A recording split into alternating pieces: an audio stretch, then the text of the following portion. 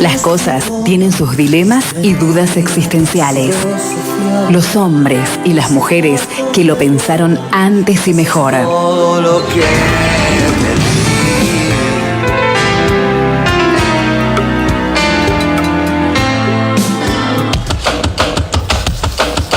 Le damos los buenos días a Pablo Olmedo, el doctor en filosofía. Hola Pablo, ¿cómo va? Hola Guillermo, ¿cómo andás? ¿Todo bien? Todo bien, todo bien. Bueno, vamos a hablar hoy de las humanidades en cuestión. Me intriga saber para dónde va la cuestión. Vamos a ver. Ahora lo presentamos. Uno de los rasgos propios de las humanidades es su gesto crítico. Esto implica la puesta en cuestión de algunos lugares comunes que sedimentan en nuestras prácticas cotidianas, en nuestro lenguaje habitual. Quienes se dedican a las humanidades intentan confrontarse con esas sedimentaciones con la pretensión de desmontarlas, de mostrar la artificialidad detrás de la aparente naturalidad sobre la que se asientan.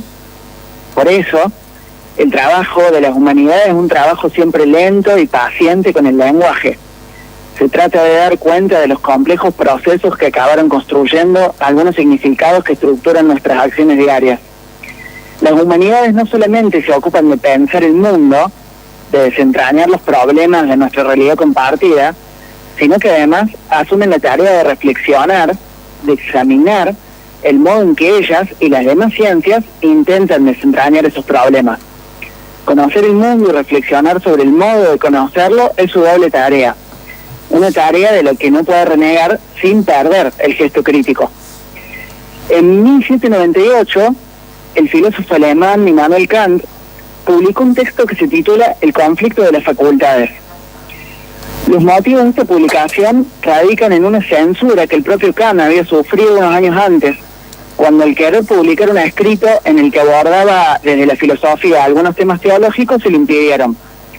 Los profesores universitarios debían, en ese tiempo, someter sus trabajos a un comité de censura, a veces interno, propio de la universidad, y a veces externos, o sea, clerical. Unos años más tarde, Kant intentaba publicar otro texto sobre la finalidad de todas las cosas, y nuevamente censurado, esta vez por un edicto del rey Federico Guillermo II, que lo amonesta diciéndole que deje de abusar de su filosofía para deformar y profanar algunos principios de la Sagrada Escritura y el cristianismo. Ante estos hechos, Kant publica el texto del 98 con la intención de mostrar cuál debería ser el lugar de la Facultad de Filosofía en la universidad. Y vale aclarar que cuando Kant habla acá de filosofía, incorpora lo que nosotros hoy llamaríamos humanidades o ciencias sociales, ¿no? El filósofo expone una arquitectura universitaria compuesta por 3 facultades denominadas superiores, la de teología, la de derecho y la de medicina, y una facultad inferior, la de filosofía. La superioridad de las primeras se explica porque ellas abordan temas que son de un interés fundamental para el gobierno. Se ocupan de las leyes de Dios, de las leyes de los hombres y de las leyes del cuerpo. Al mismo tiempo, su superioridad les cuesta cara, ya que están combinadas a someter todos los saberes que imparten al control del gobierno. Por el contrario, la Facultad de Filosofía es inferior porque sus temas no afectan al orden público de manera directa. Más bien, se ocupa de temas internos a la universidad. Es la encargada de examinar los saberes de las otras, de escrutar cómo se producen. Así, la filosofía puede conservar, es más, debe conservar, su autonomía para juzgar sobre los saberes de las demás facultades superiores, pero no autónomas. Y conservar la autonomía implica ser capaz de juzgar según los principios de la razón y no del poder. La Facultad de Filosofía debe practicar siempre un uso público de la razón, que Kant opone al uso privado. Alguien hace un uso privado de la razón en cuanto funcionario y obedece. Aquí el término privado no significa que ese uso de la razón sea propio de alguien que puede pensar en su fuero privado lo que quiera, sino que privado quiere decir para Kant privado de libertad, privado de autonomía. Por el contrario, el uso público es el que, en cuanto ciudadanos que anhelamos la ilustración, estamos obligados a hacer esgrimiendo las razones de lo que decimos, juzgando críticamente lo que se acepta como natural, como sentido común, diríamos hoy en el siglo XXI, haciéndonos ecos de Gramsci. Esta defensa que Kant hace de la autonomía de las humanidades ante los embates de la censura clerical y real, nos invita a preguntarnos en dónde se encuentran las amenazas actuales para la autonomía, diría incluso para la supervivencia de las humanidades en la universidad. La avanzada del... se nivela en los papeles. Ahí está. La avanzada del neoliberalismo no les deja indemne. La educación en general es un campo codiciado que representa negocios millonarios para aquellos que ven con buenos ojos su privatización o al menos su dependencia cada vez mayor de fuentes de financiamiento privado. Las retóricas utilitaristas se imponen como eslogans que presentan la avanzada del mercado sobre las universidades y en especial sobre las humanidades como un movimiento inevitable e incluso beneficioso y deseable para la productividad de los saberes. El lenguaje del coaching busca cooptar el lenguaje siempre más lento, más minucioso, más trabajado de las humanidades.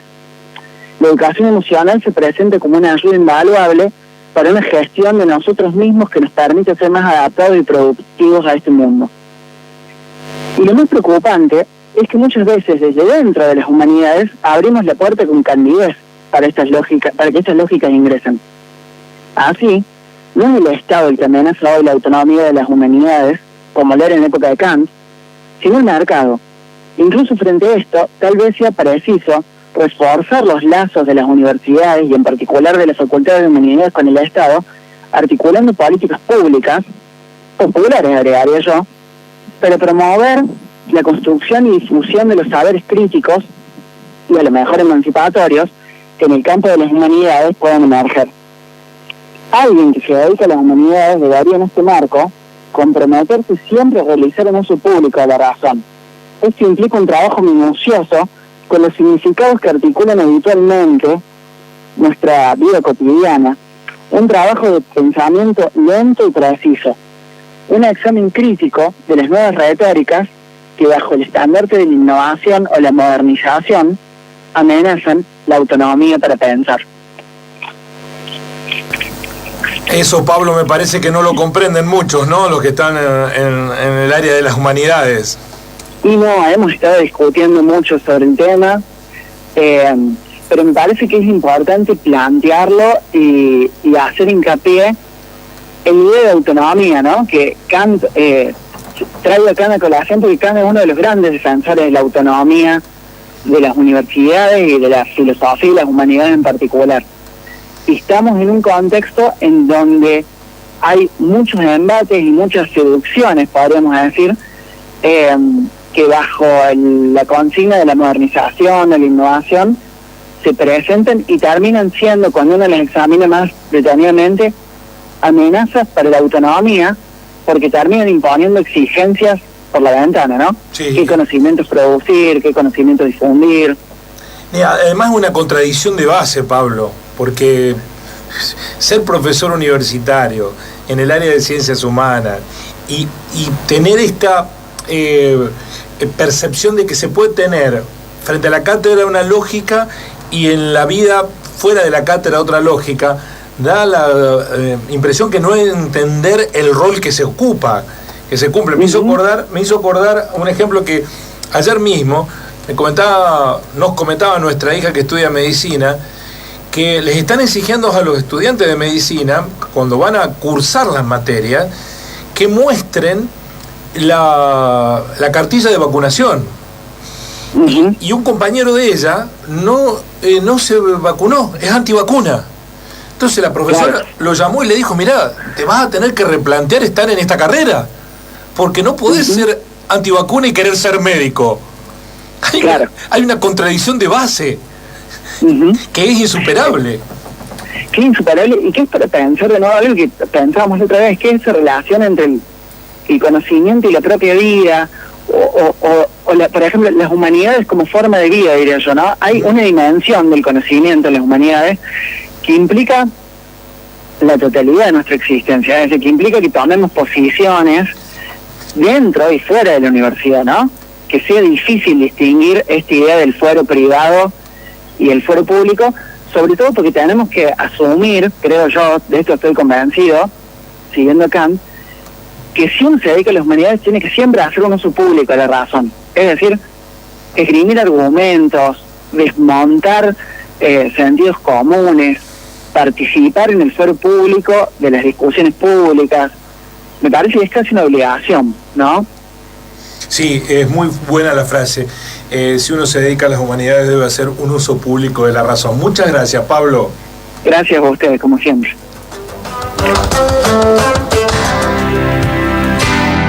Así son las ideas y las ideas y las reflexiones. Las cosas tienen sus dilemas y dudas existenciales. Los hombres y las mujeres que lo pensaron antes y mejor.